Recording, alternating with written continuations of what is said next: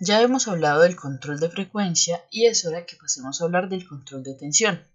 Algo importante es que el control de frecuencia se controla de forma global, en el sentido que se debe mantener el balance de potencia para mantener la frecuencia dentro de sus límites operativos permitidos en toda la interconexión. Ya cuando hablamos de control de tensión, ya no hablamos de un fenómeno global, sino que hablamos de un fenómeno local. Se habla de mantener la tensión entre los rangos definidos en todos los nodos del sistema, pero no se controla, no hay una forma de controlarlo de que, si hago esto, entonces todos los nodos van a tener una tensión adecuada.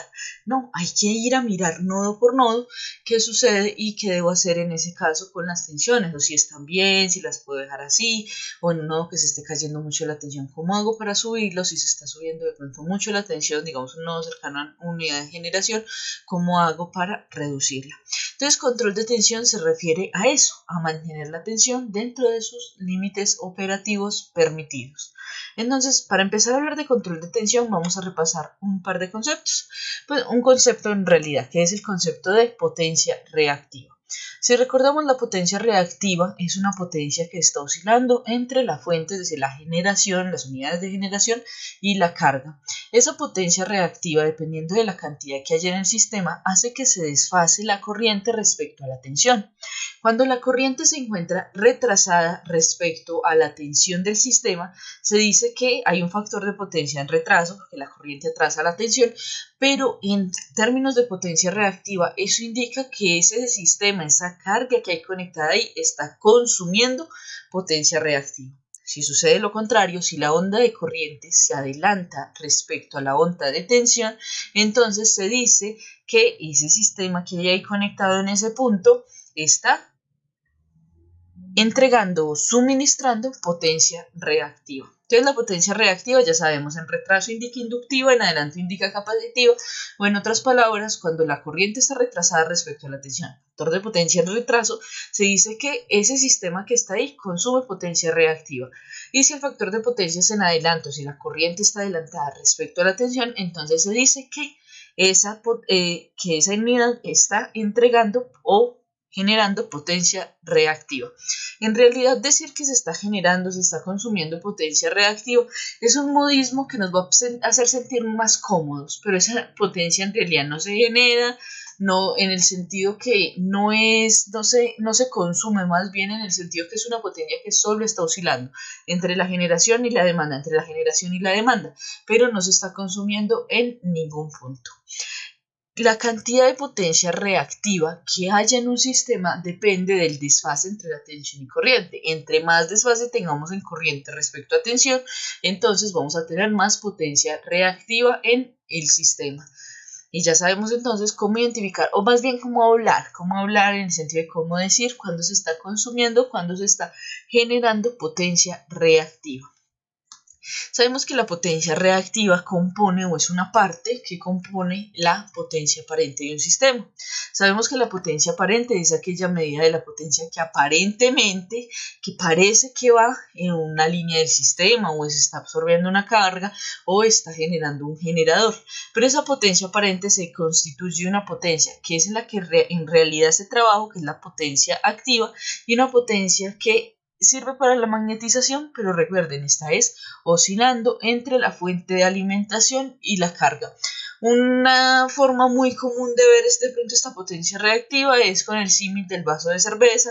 Se dice que cuando uno sirve un vaso de cerveza, pues tiene la parte que en realidad realiza el trabajo, la parte que uno se toma, y está la espuma, que la espuma en realidad está ahí, no está generando un trabajo útil, pero es necesario que esté ahí, porque esa espuma es el resultado de una fermentación del lúpulo, de la cebada, bueno, lo que tiene la cerveza. En este caso, la potencia activa es la que en realidad nos está realizando el trabajo, pero tenemos una parte de la potencia que no es activa, no está realizando trabajo, pero es necesario que esté ahí porque es la que realiza la magnetización de las máquinas, los acoplamientos magnéticos que nos permiten transformar la potencia de una forma a otra. Entonces tenemos que la potencia aparente sabemos que se compone de potencia activa y potencia reactiva. Entonces ya sabemos esas dos partes y sabemos que de la potencia reactiva depende en gran medida la tensión del sistema, y ahí es donde nos preguntamos, bueno, ¿cómo que la potencia reactiva depende de la tensión del sistema? Si recuerdan ustedes un transformador o recuerden un generador, por ejemplo, vámonos al caso más básico, el caso de un transformador. Recuerden que ustedes en máquinas eléctricas 1, por ejemplo, que empezaron a ver el transformador, ustedes ahí en esa asignatura, ustedes los ponían, por ejemplo, a calcular regulación de tensión. Y les decía, mire, suponga que la carga está trabajando con, digamos, una carga plena, una carga nominal, es decir, la potencia aparente es la misma. Pero empiece a cambiar el factor de potencia. Trabaje, por ejemplo, con una carga plena y factor de potencia 0.8 en retraso. En ese caso, uno veía que al final, entre la entrada y la salida de ese transformador, había una caída porcentual de tensión, a lo que llamábamos regulación de tensión. Si el factor de potencia de la carga era inductivo, es decir, estaba en atraso, es el factor de potencia de esa carga, entonces veíamos que la tensión se caía. Si luego íbamos y trabajábamos con un factor de potencia unitario, es decir, no había potencia reactiva en el sistema, había una caída porcentual de tensión, pero pues había una caída porcentual de tensión también debido pues a las pérdidas de potencia en las líneas, a los acoplamientos magnéticos, etc. Pero algo importante es que cuando pasábamos a trabajar con el factor de potencia en adelanto, ahí notábamos algo muy importante. Y es que si trabajamos con un factor de potencia en adelanto, digamos, le decía, trabaje con un factor de potencia 0.8 capacitivo, uno iba, lo ponía y iba hacia el cálculo y tal vez le salía una regulación de tensión negativa. Uno decía, uy, ¿qué pasó acá? Lo que sucedió es que se elevó porcentualmente la tensión entre el inicio y el final del transformador. Entonces, ¿qué empezamos a ver acá en este punto? Empezamos a ver que si yo conecto cargas que consuman potencia reactiva inductiva, o sea, que consuman potencia reactiva, la tensión en ese sistema se va a caer. Si yo conecto cargas que consuman potencia capacitiva, potencia reactiva capacitiva, o en otras palabras, entreguen al sistema potencia reactiva inductiva, lo que veo es un aumento, una subida en la tensión. Entonces empezamos a mirar, o sea que si yo quiero subir o bajar la tensión en un nodo para que esté dentro de los márgenes que yo necesito, entonces lo que tengo que hacer es jugar con la potencia reactiva del sistema. Y efectivamente, la potencia reactiva y la tensión están tan relacionadas que, digamos, acá en el país, al control de tensión no se llama control de tensión, sino que se llama control de tensión y reactivos, porque lo que se controlan son los reactivos, la potencia reactiva del sistema para que la tensión se mantenga dentro de los rangos que debe estar. Entonces tenemos ahí en ese caso que ya encontramos, con razón que se dice control de tensión y reactivos, es porque la potencia reactiva está relacionada con la tensión en el sistema. Entonces sabemos además, eso por un lado, ya sabemos que potencia reactiva, tensión se encuentran relacionadas, pero además sabemos que las caídas de tensión, entre más caídas de tensión hayan en una torre respecto a la otra, más grande va a ser la corriente que fluya desde una de esas torres hacia la otra, que era algo de lo que decíamos en los videos de introducción, en el video de introducción a los servicios complementarios, cuando hablábamos de seguridad en la transmisión. Decíamos que seguridad en la transmisión y control de tensión estaban muy estrechamente relacionados porque dependiendo de la caída de tensión que haya entre un nodo y el otro del sistema, va a ser la corriente. Entre más caída de tensión haya, pues más grande va a ser la corriente. Entonces, sabemos que si controlamos la tensión en el sistema, también vamos a controlar la corriente que va fluyendo por las líneas de transmisión del sistema. Y eso es muy importante porque de esta corriente que va fluyendo por la línea dependen también las pérdidas de potencia. Entonces, si uno tiene una tensión muy similar en los nodos A y B, esta corriente va a ser muy pequeña. Y recuerden que las pérdidas en esa línea dependen del cuadrado de la corriente. Entonces, si esa corriente es pequeña, voy a estar reduciendo pérdidas. Voy a tener mayor seguridad en la transmisión porque estoy ocupando o estoy utilizando una parte de la corriente total, es decir, todavía tengo espacio y liberación de capacidad en esa línea.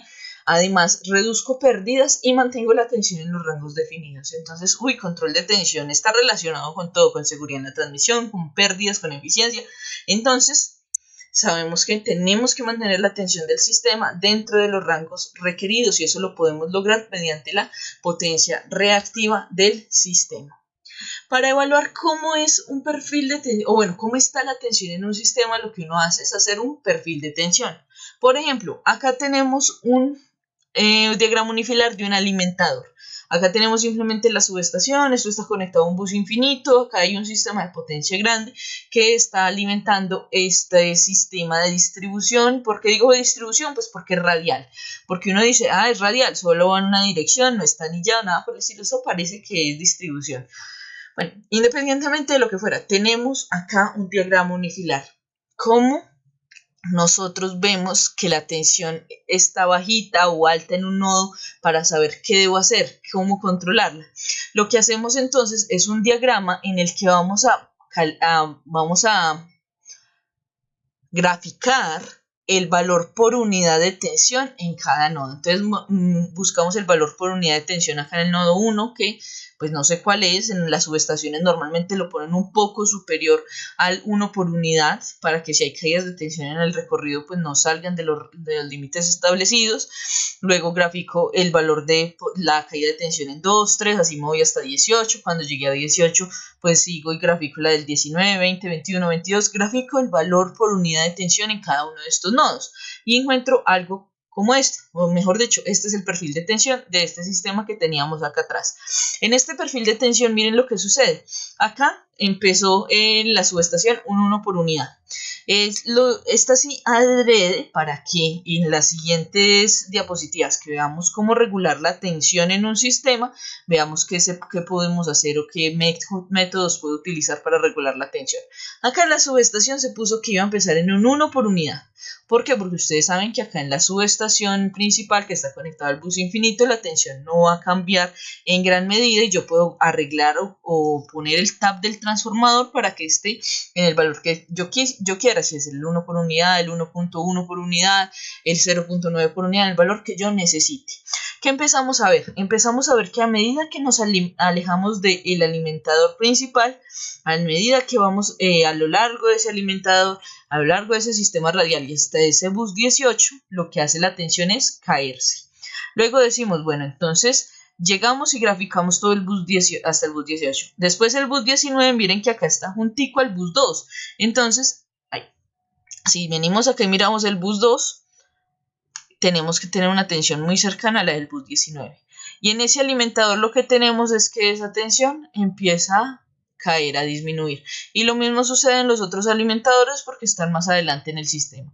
El punto es que como hace uno un perfil de tensión, uno grafica el valor por unidad de la tensión en cada nodo del sistema. ¿Para qué? Para identificar qué necesito hacer, dónde necesito implementar la solución del control de tensión de forma local para poder mantener todo este perfil dentro de los límites requeridos. Por ejemplo, miren que acá en el bus 18, que es el bus en el que más baja la tensión, estoy necesitando que la tensión, estoy teniendo en este momento una tensión cercana a 0.92 por unidad. Como estamos a nivel de distribución, no se puede salir esa tensión en por unidad del 1.01 y el 0.95. Entonces tengo que buscar una manera para que todo este perfil de tensión quede dentro de esas dos líneas negras que tenemos ahí. Existen muchísimas maneras de hacer ese cambio o de regular esa caída de tensión en esos nodos. Uno puede decir, no, pues lo que puedo hacer es mirar si esta subestación principal tiene taps, si el transformador tiene taps, y puedo elevar en el primario la tensión a que sea cercana a, digamos, el 1.04 por unidad. Entonces acá va a caer y el último nodo probablemente, si empieza por acá, el último nodo probablemente no se salga de esta línea negra. Esa es una posible solución. Pero eso depende de si tengo taps en esta subestación principal, que eso depende mucho del nivel de tensión. A niveles bajos de tensión es común tener transformadores con taps, pero a niveles altos no es común tenerlos.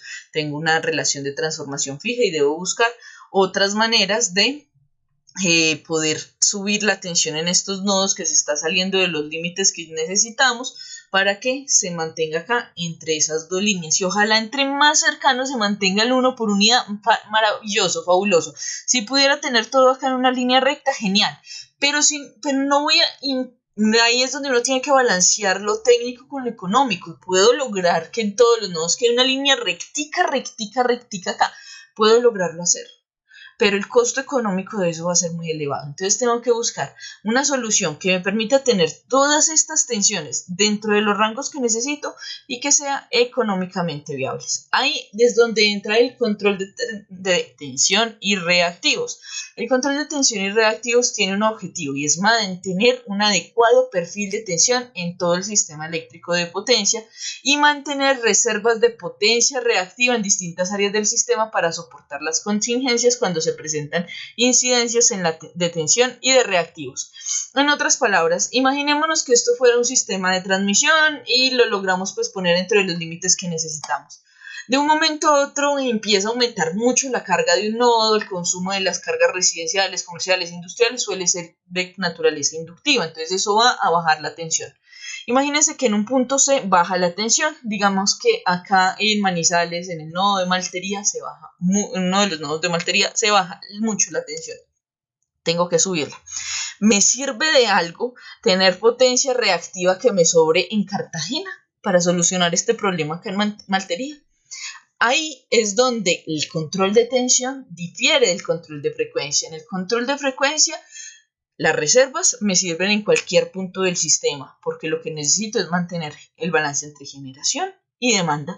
Pero en el control de tensión, esto es un problema local, entonces debo tener cerca esta zona, pues tal vez no en Maltería, pero no cercano en la subestación de la Enea, tal vez, debo tener una reserva de potencia reactiva que me permita subir la tensión y me permita hacer que este perfil se mantenga dentro de los límites permisibles. Entonces el control de tensión es mantener la tensión dentro de los límites permitidos y mantener reservas de potencia reactiva que en caso de contingencias me permitan devolver a la tensión al nivel que necesito.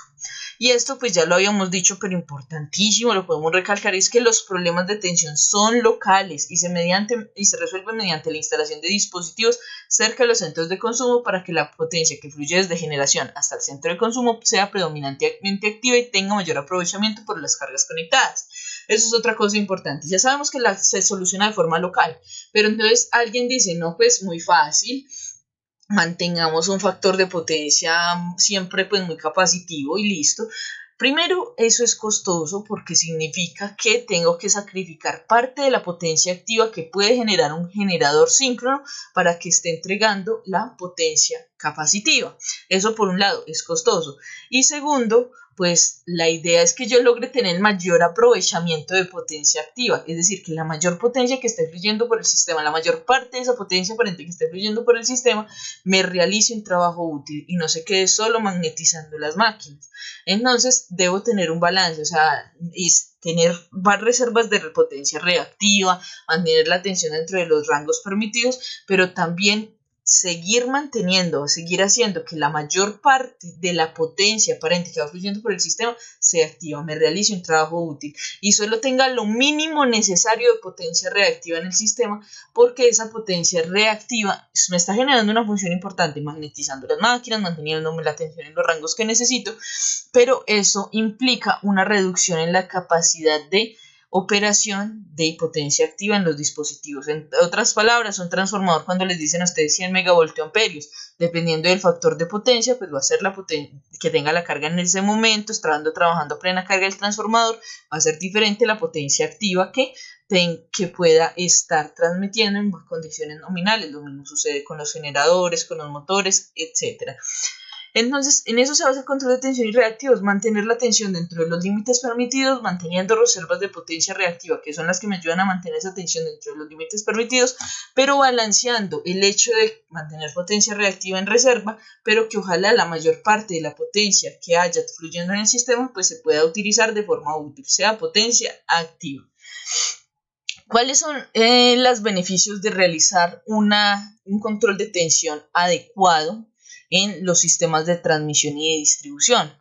En primer lugar, hay algo que ya habíamos mencionado ahorita y es que si mantenemos la tensión, digamos, entre torres del sistema de transmisión en valores muy cercanos, la corriente que va a fluir por la línea que va entre una torre y la otra va a ser muy pequeña. Y al ser esa corriente pequeña, estoy liberando capacidad de transporte en las líneas.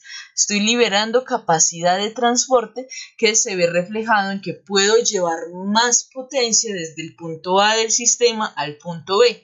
Tal vez si en el punto A hay conectada una generación, puedo hacer que se genere más, que ese generador me esté entregando más potencia y la puedo transportar. No se me va a congestionar fácilmente esa línea porque mantengo la tensión entre los rangos permitidos. Entonces, la mejora en un perfil de tensión se ve reflejada en una liberación de capacidad en las líneas de transporte.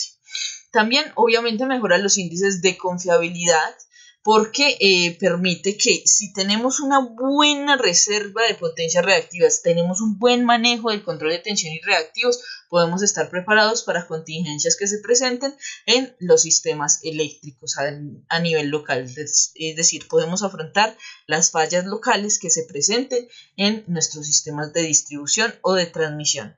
Además, ya sabemos que algo que también habíamos mencionado y se relaciona mucho con la liberación de capacidad de transporte en las líneas es que como la corriente de la corriente que va por las líneas de transmisión o distribución dependen las pérdidas eléctricas, las pérdidas en el cobre, el hecho de que haya una menor corriente fluyendo por las líneas va a hacer que haya una reducción de pérdidas por efecto Joule, es decir, pérdidas por calentamiento, las estamos reduciendo al haber una menor corriente fluyendo por el sistema. Entonces, pues vemos los beneficios de hacer un control de tensión adecuado. La pregunta entonces sería, bueno, listo. Ya sé entonces que tengo que mantener la tensión dentro de los límites permitidos, que lo tengo que hacer de manera local, que la solución a ese problema lo hago principalmente mediante la utilización de potencia reactiva y por eso tengo que mantener reservas de potencia reactiva distribuidas en el sistema. La pregunta es, bueno, ¿con qué entonces cuáles son los dispositivos comunes que me permiten hacer esa regulación de tensión? Pues todos los que estén relacionados a el manejo de esa potencia activa o el cambio en el nivel de tensión. Entonces, por ejemplo, un generador síncrono, ustedes saben que si al generador síncrono le cambian la corriente de excitación, es decir, si subexcitan o sobreexcitan ese generador síncrono por corriente de excitación, va a cambiar la tensión interna inducida del generador y eso se ve reflejado en un aumento o disminución en la tensión en terminales del generador. Es decir, la sobreexcitación y la subexcitación, el manejo de la corriente de campo de ese generador síncrono me va a permitir cambiar la tensión del nodo en el que se conecta ese generador síncrono. Entonces, por ejemplo, si la tensión en el nodo en el que está conectado el generador síncrono está muy alta, lo que hago es subexcitar el generador, reducir la corriente, al reducir la corriente, al reducir la corriente de campo, reduce la tensión inducida, al reducir la tensión inducida va a reducir la tensión a la que se conecta o el punto al que está conectado ese generador. De hecho, por eso normalmente hay muchas máquinas síncronas que se utilizan como compensadores síncronos, es decir, que no se utilizan para la generación de potencia activa, sino que solo se utilizan para compensar la tensión en ciertos nodos del sistema, para entregar potencia reactiva cuando es necesario.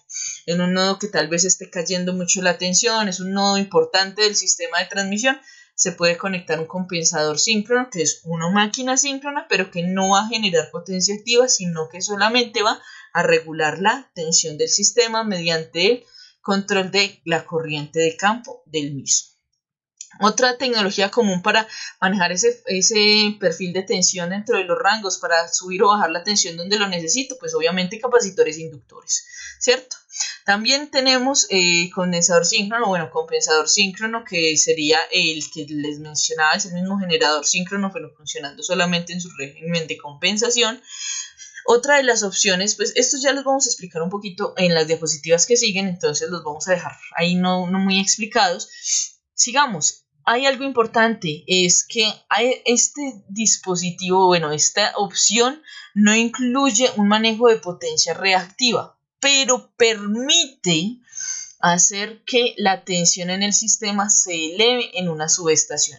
Una subestación es donde hay un transformador. Si ese transformador tiene taps, Entonces uno puede hacer que, digamos, si el transformador es de, un ejemplo, de 13.2 kilovoltios a 220 voltios, uno ahí lo que diría es, bueno, pues la tensión en el primario no la puedo cambiar, es la que le llega, pero tal vez puedo cambiar la regulación de tensión, la relación de tensión.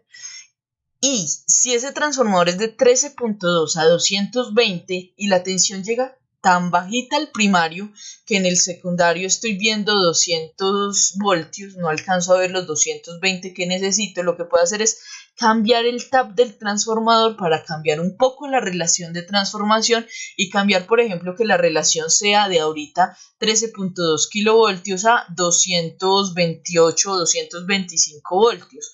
Entonces, al subir un poco o al cambiar esa relación de tensión, lo que va a hacer es que la tensión en el secundario va a subir un poco y eso me va a permitir aumentar o disminuir, que también lo puedo hacer para disminuir o disminuir la tensión en los nodos que lo requieran.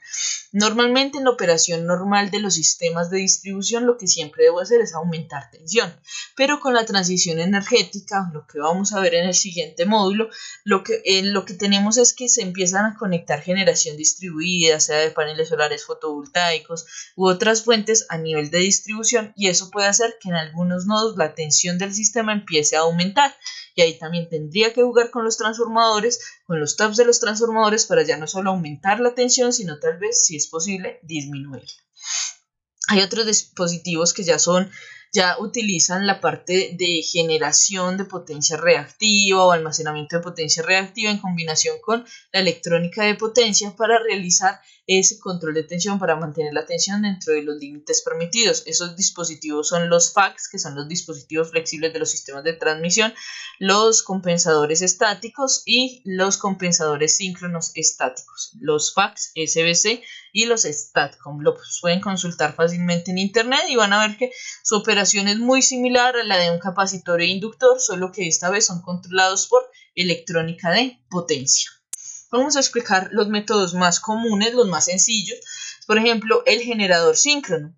El generador síncrono, pues ya sabemos que tiene capacidad de proporcionar tanto potencia activa o reactiva dependiendo de cómo están excitados, de cómo está excitado el devanado de excitación y por tanto el devanado, cuál es la tensión que se induce en el devanado de armadura. En otras palabras, yo puedo cambiar el factor de potencia del generador síncrono, pero el generador síncrono tiene una potencia aparente nominal en voltioamperios. Entonces, si yo decido empezar a generar potencia reactiva, es decir, que empezar a entregar potencia reactiva inductiva al sistema, estoy sacrificando espacio de la potencia activa, o estoy sacrificando potencia activa que puedo estar generando en lugar de estar entregando esa potencia reactiva.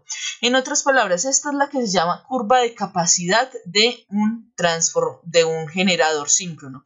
Ustedes se preguntarían, bueno, ¿y por qué no es redonda? Debería ser redonda, ¿cierto? Porque ese cuadrado, es decir, potencia aparente al cuadrado es igual a potencia activa al cuadrado más potencia reactiva al cuadrado. Esa es la ecuación de un círculo. ¿Por qué no es circular esta figura? ¿Por qué es ovalada? Porque esta figura, que en realidad no es una curva de capacidad, y fue un error mío, sino una curva de capabilidad, lo que hace es intersectar la curva de capacidad, que voy a poner acá un puntero, intersectar la curva de capacidad, que es una circunferencia. Ustedes se imaginan que eso es una circunferencia, con los límites de calor que aguanta la máquina. Generar potencia reactiva calienta más la máquina que generar potencia inductiva. Entonces se hace una intersección entre los límites de calentamiento de la máquina y la curva de capacidad. Y de ahí nos saldría entonces esa curva de capabilidad, que acá me perdí. Esa curva de capabilidad, que es la que teníamos originalmente en el sistema, que es ovalada. Cuando tenemos esa curva de capacidad, de capabilidad que nos encontramos que si por ejemplo operamos acá en este punto de potencia de salida, miren, yo puedo generar una capacidad de potencia activa apreciable, genero una capacidad de potencia reactiva apreciable, pero alguien dice, no, necesitamos que aumente la potencia reactiva generada, entonces empiezo a sobreexcitar o subexcitar la máquina dependiendo de lo que necesite y llego hasta este otro punto. Miren que aumenté un poquito la potencia reactiva, pero con aumentar este poquito la potencia reactiva, miren todo lo que tengo que sacrificar o dejar de producir en potencia activa para mantener la máquina operando dentro de los rangos permitidos. Entonces el generador síncrono sí me permite regular la tensión por medio de la subexcitación o sobreexcitación de la máquina. No obstante, cualquier regulación de tensión que haga el generador síncrono está sacrificando potencia activa que puede ser generada. Entonces está dejando de producir una potencia activa, que es la razón de ser de los sistemas de potencia. Yo necesito es entregarle potencia activa al usuario para que la convierta en un trabajo útil. Entonces, el generador síncrono es una opción muy viable, pero ya sabemos que si compensamos tensión con un generador síncrono, tenemos que estar sacrificando una capacidad en potencia activa. Por eso es que hay muchos generadores síncronos que se utilizan solo como compensadores, porque ya parten de su filosofía, parten que en realidad nunca van a generar potencia activa, no necesitan un gran torque aplicado a la máquina, sino que en realidad lo único que necesitamos hacer es respetar la curva de capabilidad del sistema y aumentar o disminuir la corriente de excitación de la máquina para que se genere o se consuma potencia reactiva según necesite ese sistema. Otro de los métodos comunes para realizar el control de tensión son los capacitores inductores y todas sus variaciones, que los STATCOM, que los SBC, que los FACS, es principalmente SBC y FACS, que son unos capacitores inductores pero con electrónica de potencia. ¿Qué hace? Pues ustedes saben qué hace un capacitor o inductor. El inductor absorbe potencia reactiva, el capacitor entrega potencia reactiva. Entonces son dispositivos pasivos, ellos no son dispositivos activos, ellos no están generando la potencia en el sistema, no están generando energía, simplemente están desfasando la onda de tensión y corriente de manera que cambie la oscilación entre la generación y la demanda.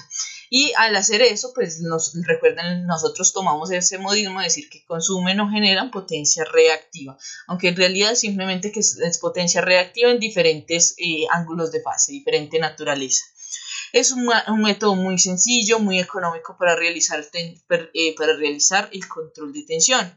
Los condensadores se suelen tener en las líneas de transmisión, en los sistemas de transmisión y se suelen conectar en la red, se suelen cerrar ese switch que conecta el capacitor con la red en horas pico cuando la tensión cae bastante. Y los inductores, el que también se llaman reactores, que no les parezca raro encontrar de pronto en algún momento en un software de simulación o en la práctica un reactor es un gran inductor. El inductor simplemente lo que me va a hacer es bajar la tensión. Tal vez estoy cerca de una unidad de generación, tengo una tensión muy elevada, hay mucha generación distribuida conectada al sistema, necesito disminuir la tensión, entonces tengo ese reactor listo y en el momento que se me suba mucho la tensión, simplemente la conecto al sistema para bajar esa tensión y mantenerla dentro del rango que necesito. La forma ideal de utilizar estos dispositivos es, si tengo capacitores, conectarlos en paralelo, si tengo reactores, conectarlos en serie, como la teoría básica que hemos visto pues desde circuitos eléctricos. Un ejemplo de cómo se puede mejorar el perfil de tensión. Se puede hacer, por ejemplo, la línea azul se hace por medio de la conexión de bancos capacitivos. Miren, en uno de los nodos del sistema, digamos, parece ser que en este nodo del sistema, que sería el nodo 13, se conectó un capacitor. A ese nodo se conecta un capacitor y ¿qué sucede? La tensión en ese nodo inmediatamente sube, pero entonces de ahí hacia adelante, como ya volvemos a estar en un lugar, en un punto más arriba de la curva, acaba de empezar, de ahí en adelante sigue disminuyendo la tensión, pero ya no se cae debajo del límite permitido. Y de ahí hacia atrás, pues también logramos mantener una tensión mucho más estable. Entonces, miren, estamos haciendo que la tensión en los diferentes nodos del sistema ya sea muy cercana y eso libera capacidad de transporte en las líneas. Esa línea azul es si conectáramos capacitores. Acá se conectó ese capacitor en el nodo 13 y creo, si no estoy mal, que en el nodo 26 se conectó el otro capacitor. También existe el caso de que en lugar de capacitores conecte, por ejemplo, unidades de generación distribuida, por ejemplo, una generación solar fotovoltaica, una pequeña central hidroeléctrica. Hago la conexión de una pequeña fuente de generación distribuida y ¿qué me encontraría? Miren que si en ese mismo nodo, en lugar de conectar un condensador, conecto una fuente de generación distribuida, como ustedes saben que las unidades de generación también tienen el potencial de generar potencia reactiva, es decir, tener un factor de potencia capacitivo.